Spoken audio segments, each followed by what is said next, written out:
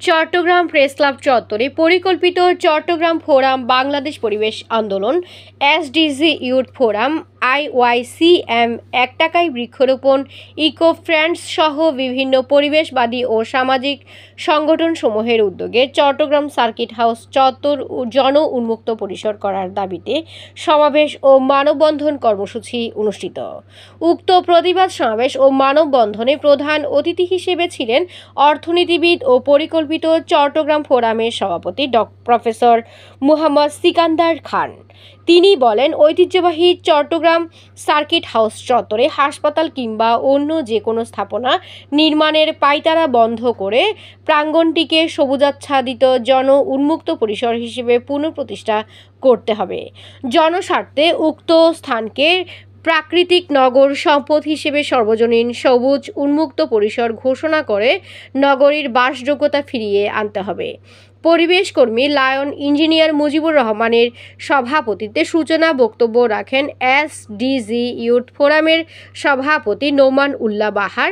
এক টাকায় বৃক্ষরোপণের সভাপতি শেখ আবদুল্লাহ ইয়াসিনের সঞ্চালনায় সংহতি প্রকাশ করে বক্তব্য রাখেন সাংবাদিক ও প্রাবন্ধিক আবুল মোমেন, অবসরপ্রাপ্ত অতিরিক্ত সচিব জাফর আলম, ইস্ট ডেল্টা ইউনিভার্সিটির উপাচার্য প্রফেসর ডক্টর নাজিম উদ্দিন, চট্টগ্রাম বিশ্ববিদ্যালয়ের প্রাণীবিদ্যা বিভাগের চেয়ারম্যান ও হালদা বিশেষজ্ঞ প্রফেসর ডক্টর মঞ্জুরুল কিবরিয়া, মানবাধিকার সংগঠক অ্যাডভোকেট জিয়া হাবিব আহসান, বাংলাদেশ অর্থনীতি সমিতি চট্টগ্রাম চ্যাপ্টারের সাধারণ সম্পাদক এটিএম কামরুদ্দিন চৌধুরী তাহের, বীর মুক্তিযোদ্ধা ও কর্ণফুলী গবেষক ডক্টর ইদ্রিস আলী, ইঞ্জিনিয়ার্স ইনস্টিটিউটের প্রাক্তন সাধারণ সম্পাদক প্রকৌশলী Shahidul Alam, OBAT helpers country manager Sohel Akhtar Khan, Bangladesh Paribesh Andolan চট্টগ্রামের সাধারণ সম্পাদক সম বক্তিয়ার।